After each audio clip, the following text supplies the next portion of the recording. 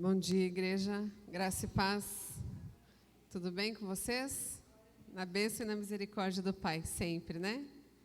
Louva a Deus por mais uma vez, mais um domingo pela manhã, podermos estar aqui na casa do Senhor, adorando, exaltando, reconhecendo Ele como nosso único provedor de todas as coisas. Glória a Deus, né?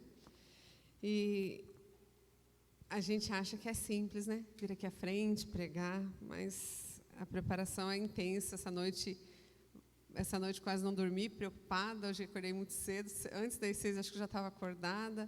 Falei, Senhor, me usa, né? Porque a palavra ela precisa ser levada.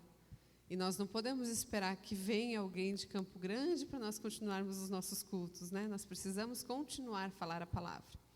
Mas antes de iniciar, a Lene já falou, só quero reforçar os nossos visitantes, né?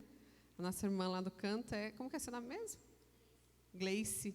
Seja bem-vinda em nosso meio. O irmão José, alegra muito meu coração a presença dele aqui conosco. Andei visitando ele algumas semanas atrás. E é tudo muito interessante, né? Porque às vezes as pessoas, eu não sabia como ele estava com Cristo, né? E Deus sempre nos surpreende, né? E hoje ele está aqui conosco, então ele é muito, muito bem-vindo. A palavra de Deus diz que o bom filho a casa torna, né? Então, é muito bom tê-lo conosco, né? Os homens dessa igreja realmente estão aqui fazendo a diferença, né? Hoje nós estamos com um grupo, como o Júnior falou, de 10 homens. E é só o começo, porque é o primeiro curso.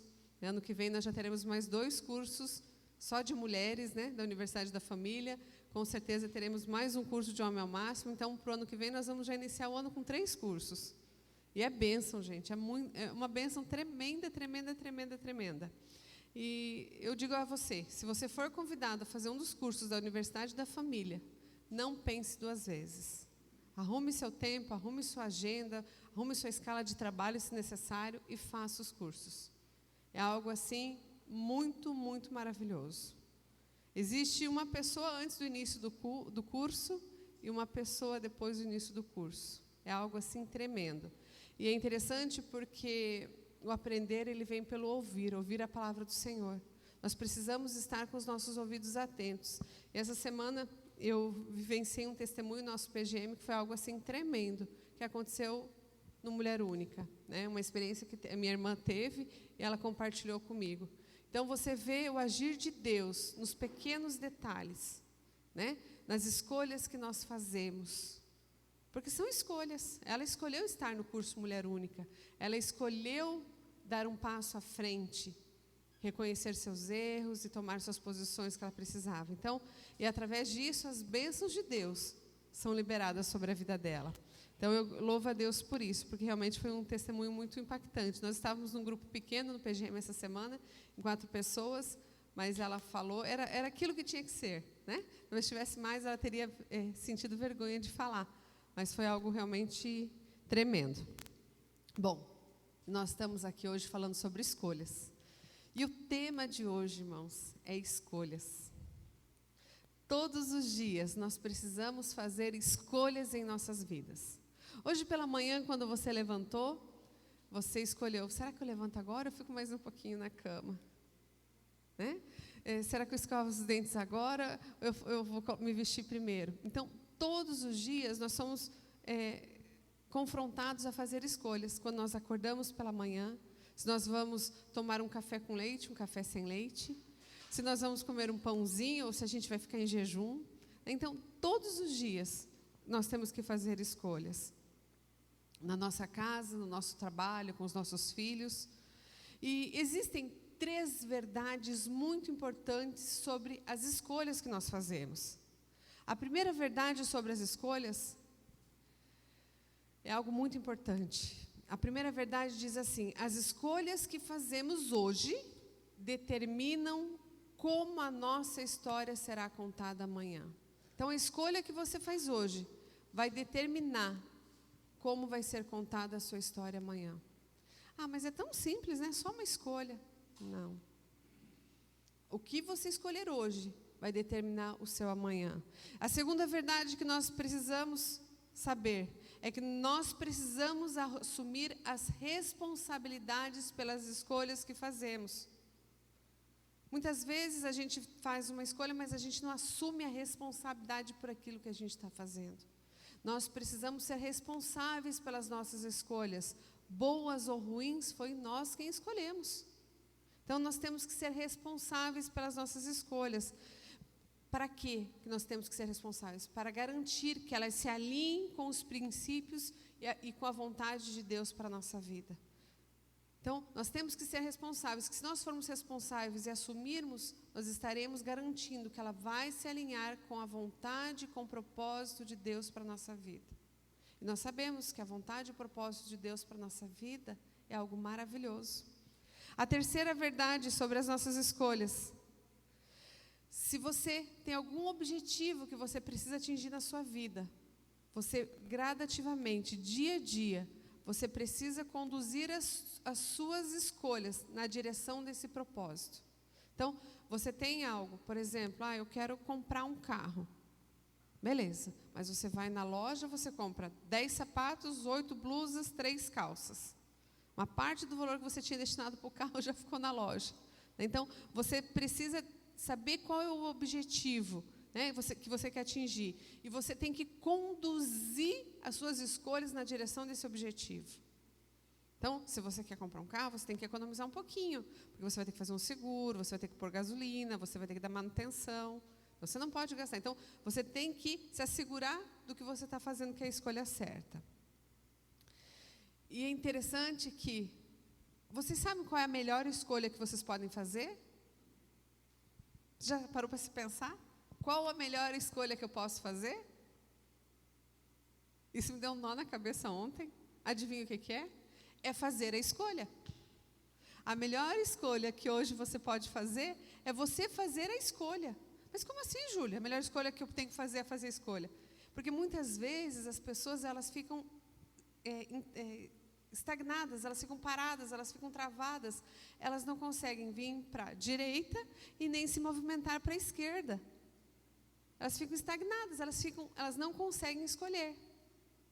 Elas não conseguem tomar uma decisão de fazer uma escolha. Então, todos os dias, nós temos que fazer escolhas. O caminho que nós vamos pegar para o nosso trabalho, se vai ser um dia bom, um dia ruim.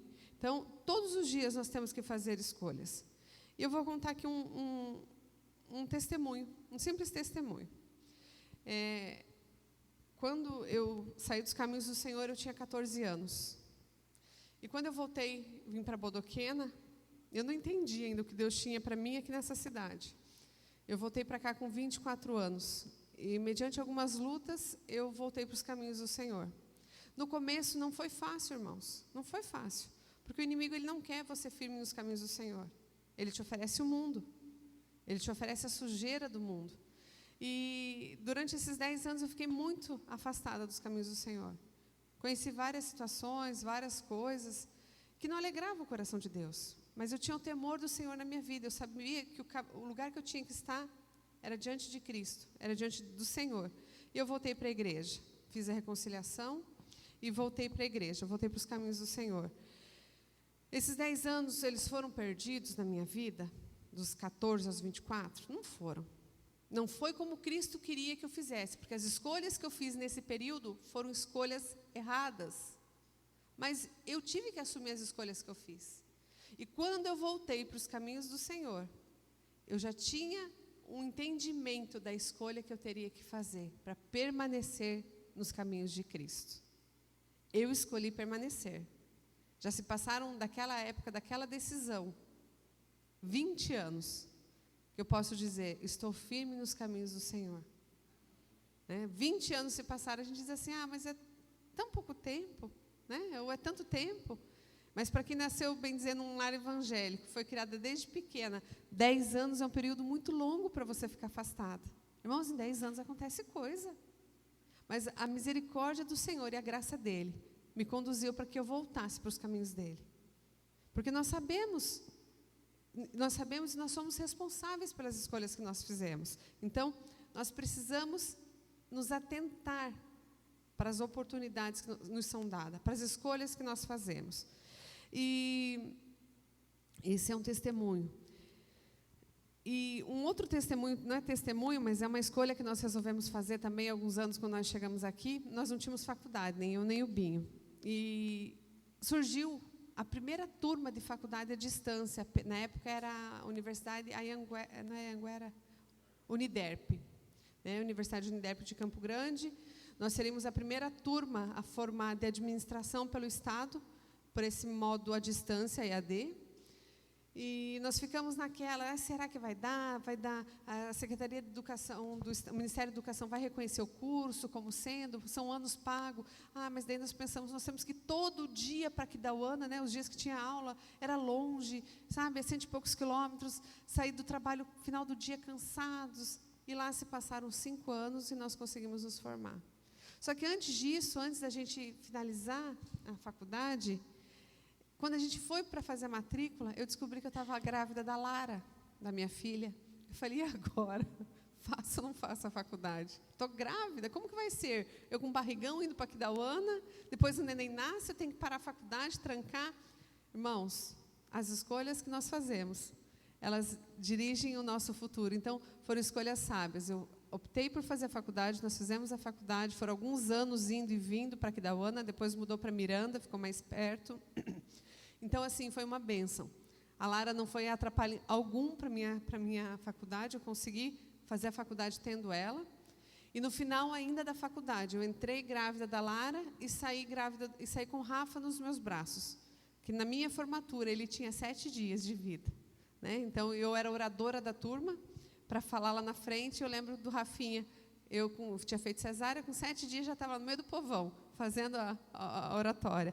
Mas, assim, foram escolhas que nós fazemos, que mudam. Eu podia dizer, não vou fazer faculdade. Que faculdade o quê? Agora eu estou grávida, vou viver esse momento, vou curtir esse momento, quero isso. Não, eu escolhi. E essas pequenas escolhas que nós fazemos no dia a dia é que nos fazem chegar onde a gente precisa. São pequenas escolhas, porque muitas vezes as pessoas acham assim que nós temos que fazer grandes escolhas, ou que nós só temos que escolher coisas grandes para definir. Não é, irmãos. São pequenas escolhas no dia a dia da gente que vai definir o que vai ser da sua vida, o que você vai virar. Porque muitas vezes a pessoa diz, deixa isso para lá.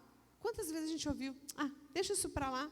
Então, eu quero que vocês entendam que pequenas escolhas geram grandes resultados.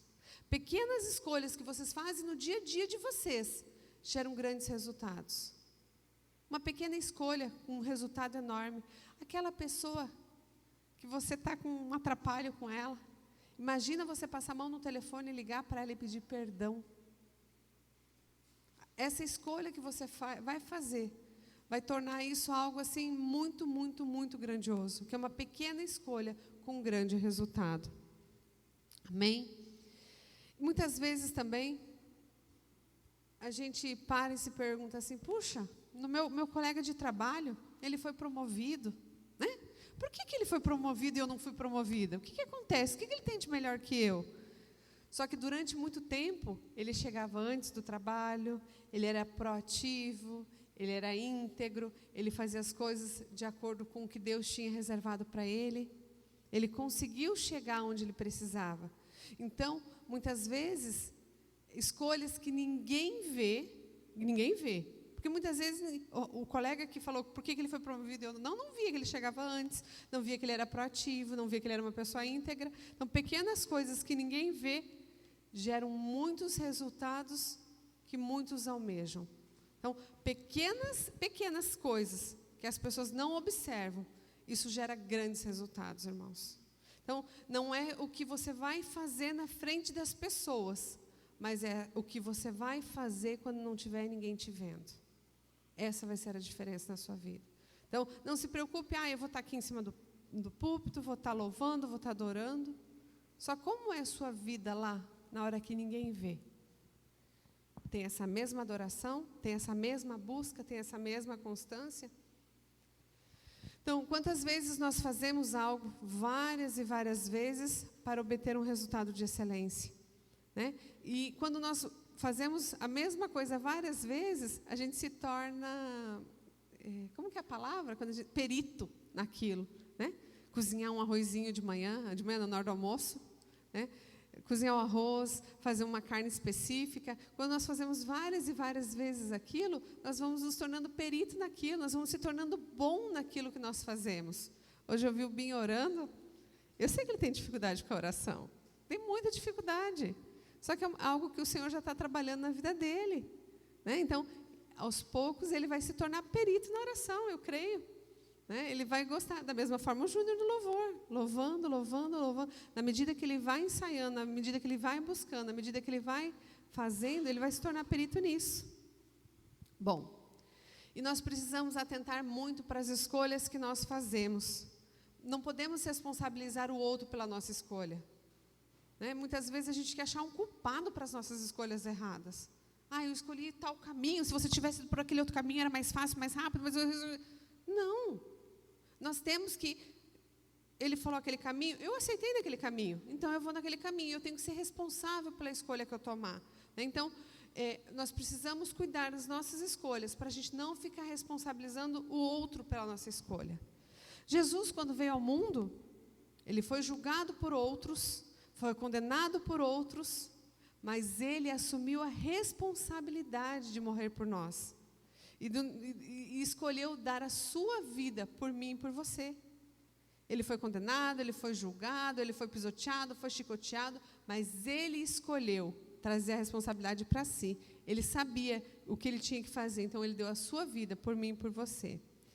Muitas vezes, no nosso passado, nós podemos ter feito escolhas erradas. Quem nunca fez? Eu já fiz, muitas escolhas erradas. Todos nós fazemos escolhas erradas, às vezes se envolvendo com pessoas erradas, fazemos uma compra errada, emprestou um valor para alguém e a pessoa não te devolveu, você se arrependeu, pediu a conta do seu serviço, falou, puxa, por que eu fui pedir justo agora? Então, todos nós fazemos escolhas erradas. E eu consigo observar que hoje, para a nossa geração, eu falo, a minha geração é dos 40, Só 40, tá? Só 40. Então, a minha geração é a geração dos 40. Eu vejo que muitas vezes, para nós tomarmos decisões, já é algo difícil. Agora, eu quero perguntar para vocês, imagina para a geração dos nossos filhos. Por que é difícil? A geração dos nossos filhos, a sociedade chama de geração Netflix. Por que geração Netflix? Vou explicar. Na nossa época, que não é muito longe, eu estou falando coisa aí de 30 anos atrás, nós tínhamos lá um canal da Globo, SBT, Globo, SBT, Manchete, naquela época existia, Record, enfim, esses canais. E a gente sabia que o horário do jornal era às 8 da noite, o horário da novela era às 9, aquela novela mais tranquila, porque a gente podia assistir, que os nossos pais deixavam às 6 da tarde. À tarde tinha, como que é o nome do programa que tem depois da Globo de tarde? A Sessão da Tarde. Então, era aquele filme ali que você tinha que assistir. Você tinha que fazer algumas escolhas, se você assistia a Sessão da Tarde, se você assistia a novela, se você assistia o jornal, é uma situação. Hoje, os nossos filhos, eles entram na televisão, tem lá Netflix. Quantos filmes tem, irmãos? Milhões de filmes. Então, as escolhas para eles fazerem, na nossa época nós tínhamos 2, 3 programas de TV, Júnior? Já está aqui olhando, pensando qual que ele assistia, tenho certeza. Chaves, esqueci de Chaves. Então, antigamente, as nossas escolhas eram muito menores. Hoje, os nossos filhos, essa nova geração que está vindo, ela tem uma gama enorme de escolhas para fazer. E nós temos que preparar os nossos filhos para isso, para tomar decisões, para fazer escolhas. Vamos aqui. Bom, realmente, igual eu estou falando, essas escolhas, elas são difíceis para nós fazermos. Vamos adiando, deixando para depois. Não tem aquilo que você diz assim, depois eu resolvo, depois eu faço, depois eu vejo. Aqui eu coloquei assim, depois eu caso, depois eu batismo, depois eu vou ao médico, depois. Tem muitas pessoas que têm medo de fazer escolhas. Mas eu vou lhe falar uma coisa, irmãos. É melhor você errar fazendo a escolha do que não fazê-la. Então, você tem que fazer uma escolha. Deus não pode fazer essa escolha por você. Eu não posso fazer essa escolha por você. Hoje, escuta o que eu vou falar, você tomou uma decisão muito importante. Você fez a escolha de estar aqui na igreja. Você fez a escolha de vir aqui louvar e adorar ao Senhor. Você fez a escolha de sentar nessa cadeira e ouvir o que o Senhor vai falar para você. Então, nós fazemos escolhas todos os dias. E eu vou falar uma coisa para vocês. Quando nós escolhemos estar na presença do Pai, nós nunca erramos.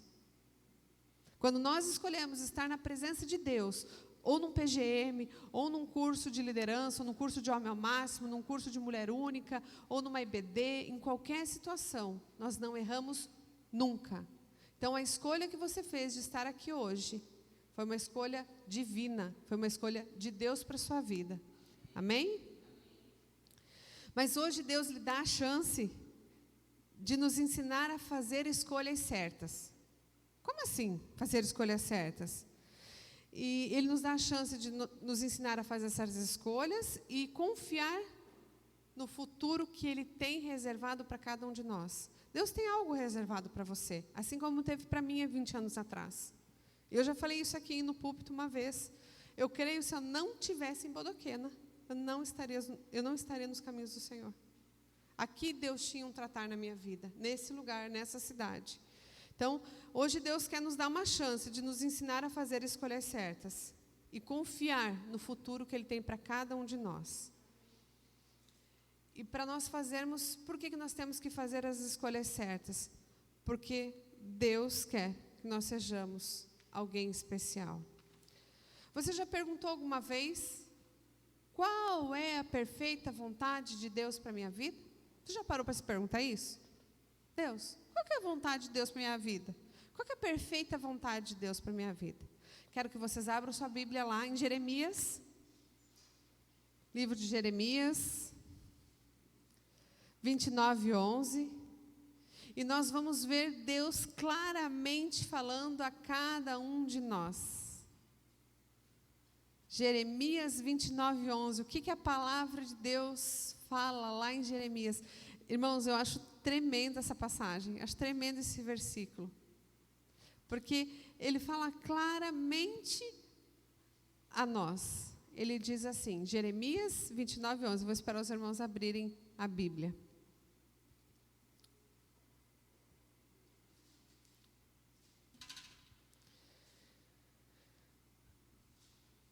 Jeremias 29:11 diz assim: só eu conheço os planos que tenho para vocês, prosperidade e não desgraça, e um futuro cheio de esperança.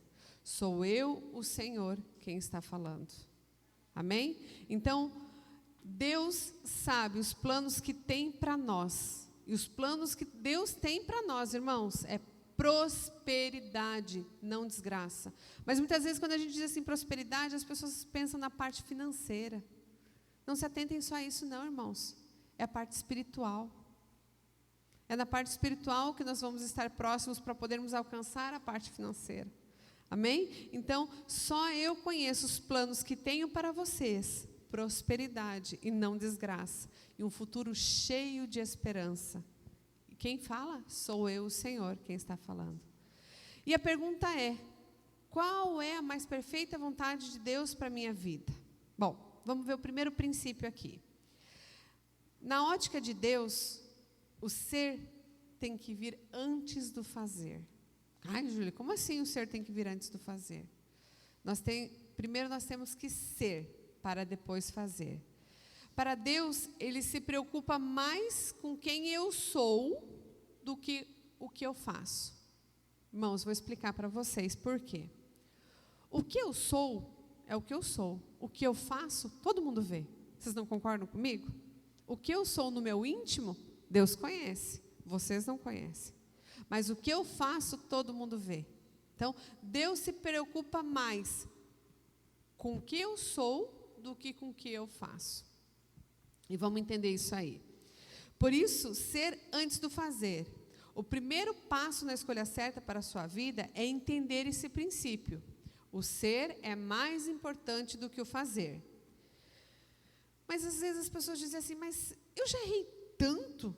Como vou saber que é a vontade de Deus nas minhas escolhas, que é a vontade de Deus nas minhas escolhas? Já errei tanto, já pisei tanto na bola, já fiz tanta coisa errada. Mas como eu vou ter essa certeza? Vamos ver o que fala lá em 1 Tessalonicenses 4:3.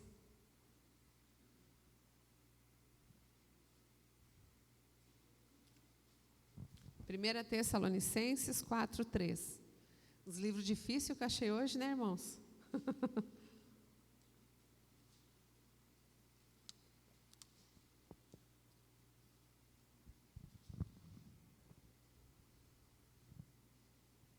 Amém? 1 Tessalonicenses 4:3 diz assim: o que Deus quer de vocês é isso, que sejam completamente dedicados a Ele e que fiquem livres da imoralidade. Então, 1 Tessalonicenses 4:3, Deus diz: o que Deus quer de vocês é isso, que sejam completamente dedicados a Ele e que fiquem livres da imoralidade. No PGM dessa semana eu expliquei um pouquinho sobre isso. E é algo assim que vai fazer vocês terem uma melhor compreensão desse texto. Nós temos um barco, certo? Esse barco, ele está no mar. A água do mar não entra nesse barco, porque o casco do barco é todo blindado, é todo certinho. Porém, se nesse casco nós tivermos algumas fissuras, vocês sabem que são fissuras, né? Alguns arranhões, aquela coisinha que às vezes, algum quebradinho, alguma coisa. O que acontece? Aos poucos, a água do mar vai entrar nesse barco e esse barco vai afundar. Assim é a nossa vida. Nós somos um barco nesse mundo que é o mar. Né? Se nós tivermos alguns pecadinhos, pecadões, que nos impedem de ter um verdadeiro compromisso com Cristo, o que vai acontecer com o barco das nossas vidas? Vai afundar. Essas fissuras, o que são essas fissuras? Muitas vezes é imoralidade, o sexo fora do casamento, bebida, coisas que não agradam a Deus, os nossos pecados. E muitas vezes a gente vai, como que eu falo a palavra? Vai acariciando o pecado. Não tem problema. É só uma fissurinha. Irmãos, se a água entrar nesse barco, a água afunda. E a chance que nós temos com relação a isso, quando nós estamos no alto mar, que é o mundo, disso acontecer, dessa água entrar para dentro, é muito fácil. Então, o que nós precisamos fazer? Nós precisamos buscar a santificação. E o sentido da santificação você sabe o que é santificação? Ser separado. O que vem muitas vezes à sua mente quando nós falamos, quando você ouve ser santo? Na minha vem Jesus, de cara. Né? Mas na sua mente, o que vem ser santo? Ser separado. Ser separado. Ser santo é ser separado. Santidade é você ser inteirinho de Deus. É do dedinho minguinho até o último fio do cabelo. É você ser inteirinho de Deus. Ser santo é você pertencer completamente a Ele. Ser santo é você ser separado, como o irmão José falou. Santificado é você livremente se afastar de qualquer coisa e querer só Deus para a sua vida. A vontade e prioridade de Deus para a sua vida é que você seja dele. É que você busque Ele. Deus, Ele quer exclusividade na sua vida. Deus quer que você fique livre do lixo do mundo e que seja somente dele. Mas para isso, para que Deus quer exclusividade na nossa vida, para que Deus quer que você se livre do lixo do mundo e seja somente dele, você precisa fazer o quê? Escolhas. Você precisa tomar decisões, precisa fazer escolhas. E muitas vezes a gente se pergunta assim, mas quem sou eu em Cristo? Né? Quem sou eu em Cristo? A Bíblia ensina mais sobre o ser do que sobre o fazer. Se você for estudar mais a fundo a Bíblia, você vai ver que ela fala mais do ser do que de como fazer. Para Deus é mais importante quem você é do que aquilo que você faz. Ao invés de você perguntar para Deus qual a sua vontade, você pergunta para Ele o que Ele quer que você seja. Você já parou para se perguntar? Irmãos, é uma pergunta difícil, hein? O salmista Davi, numa passagem, ele fala, né? Para Deus sondar o coração dele, andar com ele. Imagina, né? Senhor, o que o Senhor quer que eu seja? Como o Senhor quer que eu seja? Ou melhor a pergunta, como o Senhor me vê? É confrontar violentamente, muitas vezes, os pecados que andam conosco. Senhor, como o Senhor me vê? A compreensão do que eu devo ser me levará a fazer o que é correto. Se você for o que Deus tem para você, irmãos, vocês com certeza vão fazer o correto. Se você for o ser, prestem bem atenção no que eu vou dizer. Se vocês forem o ser, Deus vai te fazer feliz no fazer. Você vai ter prazer no fazer. Júlio, mas como assim? Não estou entendendo, está complicado. Por exemplo, hoje pela manhã, para eu vir aqui pregar, eu me coloquei à disposição do Senhor, para eu ser usada por Ele. Amém? Para eu ser um canal que vai levar a palavra dEle até vocês. Então, me coloquei no ser, né? Eu estou disposta ao Teu reino, eu sou... como que eu posso colocar aqui agora? Espera aí, eu mudei aqui a linguagem e me perdi. Aqui fala assim, se você for o ser, Deus vai te fazer feliz no fazer. Então, eu sou de Cristo. Se eu sou de Cristo, eu consigo fazer a obra para Cristo. Amém? Então, quando você é mais fácil para você fazer. Se você quer ter vitória na sua vida, o primeiro princípio, ser antes do fazer. Deus se importa mais com aquilo que você é do que com aquilo que você faz. E o prioritário é quem você é em Jesus. Amém? Bom, e o segundo princípio das nossas escolhas é o porquê antes do o quê. O segundo princípio é o porquê antes do o quê. Essa é a vontade de Deus. Para Deus, o mais importante é a motivação do seu coração. Júlio, mas como assim? O que é motivação do coração? A motivação do coração é a razão pelo qual eu faço as coisas. Por que você busca Cristo? Por que você corrige seus filhos? Por que você vem à casa do Pai? Por que você faz o curso Homem ao Máximo? Qual é a motivação do seu coração? Qual a motivação de você estar aqui hoje? Então, motivação do coração é a razão por qual você faz as coisas. Provérbios 16, 2.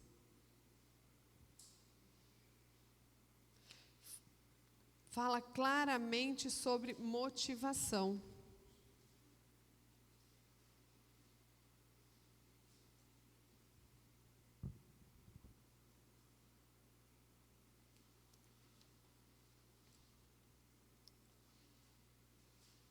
Provérbios 16 fala claramente sobre as motivações. Fala assim, eu não sei a versão de vocês, a minha versão diz assim: você pensa que o que você faz é certo, mas Deus está olhando as suas intenções.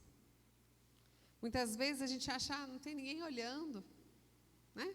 Eu vou fazer determinada situação. Não.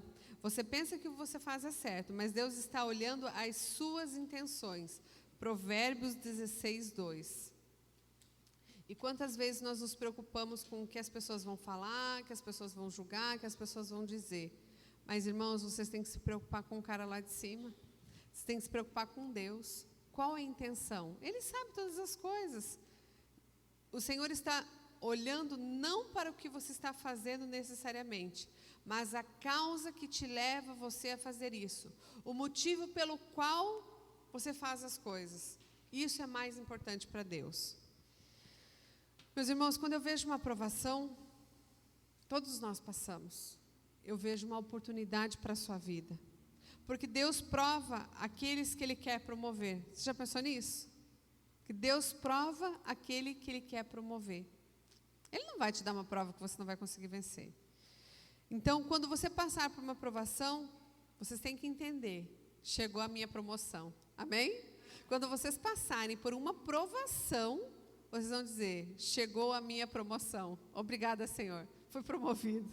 né? Porque muitas vezes as pessoas acham assim que a vida é só um mar de rosas, que não teve luta, que não teve nada. Então, quando nós passarmos por algo que está difícil, você lembre que Deus está te promovendo.